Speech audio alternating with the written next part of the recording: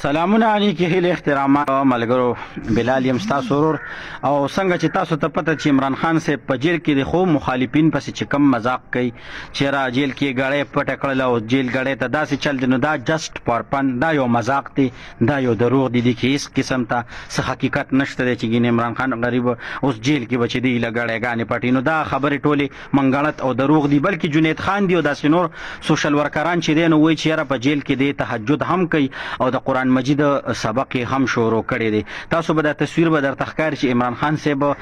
ناشته او سبق وای په جیل کې نو نه بینا د عمران خان صاحب نه دی د پی ټی آی والا ایډیټینګ دی پی ټی آی والا کلم چې ایډیټینګ کوي نو لک په طریقې سره کوي دا تصویر د علي محمد خان دی چې علي محمد خان د پی ټی آی چې دینو کې منسټرم پاتیو د پی ټی آی ګورنمنت کې او یو د مردان دی یو پښتني مور زیګول د قران مجید سبق وته خولې دی نو دا چې دی علي محمد خان د قران مجید سبق ویل دي خو پی ټی آی والا را لګیدلی دي او د عمران خان صاحب سره په لګول چې ګین عمران خان صاحب په جیل کې قران مجید وای جواز نه جوړیږي چې عمران خان له قران مجید سبق په ناظره ورکی دا ننم چیلنج ورکوم او سبالم چیلنج ورکوم او ټول پی ټی آی والا له چیلنج ورکوم چې عمران خان له قران مجید سبق نه ورزي بلکې عمران خان سره چې په جیل کې تنه شی برآمد شوی دی هغه ویډیو کلیپ در سره په دلیل سره ثابتوم چې عمران خان مونږ نه بلکې د بټوینه 15 پونه برآمد شوی د څه شي پونه د کوکینو پونه دی هغه نه برآمد شوی دا زنه ویم دا د غټه میډیا و یو په دلیل سره وي نو راځي خیر دی دا ویډیو کلیپ وګوره پس دا غینه په سر یو سو خبره بیا هم کومه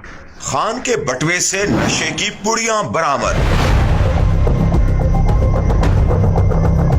जेल में drugs control injection का इस्तेमाल।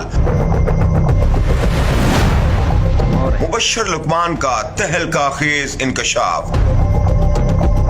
सीनियर सहाफी और एंकर पर्सन मुबश्शिर लुकमान ने चेयरमैन तहरीक इंसाफ से मुतालिक तहलका खेज इंकशाफ की बंद पटारी खोल दी। मुबश्शिर लुकमान का कहना है कि गुज़श्ता रोज कायद पीटीआई का जेल में तिब्बी मुआयना किया गया और खान की तबीयत नासाज होने पर उन्हें मेथाडीन के इंजेक्शन लगाए गए। सीनियर सहाफी ने दावा करते हुए इंकशाफ किया कि जब चेयरमैन तहरीक इंसाफ को गिरफ्तार किया गया तब उनके बटवे में से 5 कोकीन की पुड़ियां बरामद हुई। मैं आपको बता रहा हूँ इमरान खान के वॉलेट से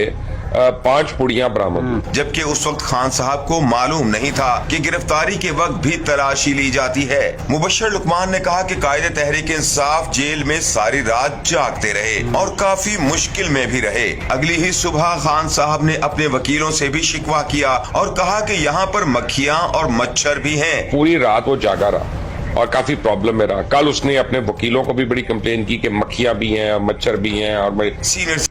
ملګرو تاسو به د سینیر صحافي دا خبرې اوریدلې وي مبشر لقمان چې د عمران خان صاحب ډیر خوښه مو او ویل چې یو دقه یو سچ او حق صحافي دی هغه سچ او حق صحافي نن لګیا دی وای چې عمران خان صاحب د جیب نه 15 پونه برآمد شوی دی او هغه چې دی د کوکینو برآمد شوی دی او ډیر تنگ دی الته کې کله کینی او کله پاسی ولې چې نشه وته نه ملاویږي په جیل کې نو غریب ډیر زیات تنگ شوی دی نو دا کوم خبرې چې کیږي چې عمران خان صاحب په جیل کې تهجد کوي او قران مجید سبق وای نو نه هغه په تهجد ورزي او نه د قران مجید سبق ورزي بلکې دا خبره دروغ دي جست پر پنځم یو خبره پکې په تور مذاق کومه چې د اٹک جیل امام صاحب مولانا فضل الرحمن صاحب ته ویټ کال کړو چې بس سړی خو د نور خبر برابر کړی دی خو د یا کنه و د یا کنه استعين ولا نه مخ کې څه ورزي او نه رسته